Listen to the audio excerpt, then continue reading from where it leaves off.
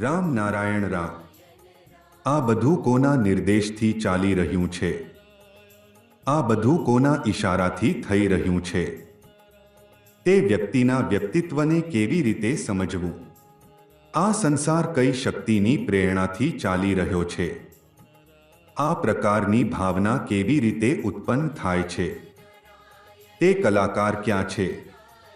સામાન્ય રીતે આ બધું કહી શકાય, પરંતુ જો ઘડિયાળને હંમેશા હલાવીને ચલાવવી પડે, દરેક કલાકે તેને ઠીક કરવી પડે, તો કોઈ પણ ઘડિયાળને ચલાવતું નથી. આ સંસાર પણ પોતાના નિયમો અનુસાર સ્વતઃ ચાલે છે. આપણા સંગીતના નિયમોમાં ચૈતન્ય કણો એ રીતે ગોઠવાયેલા છે જેમ કે ધૂળના કણો મહાશૂન્યમાં વિખરાયેલા હોય. નાના પણ ગતિના આંદોલનથી વિકસિત થઈ પૃથ્વી, સૂર્ય અને ગ્રહો બની જાય છે. વાસ્તવમાં અસંખ્ય કણો ભેગા થાય ત્યારે પૃથ્વી બને છે.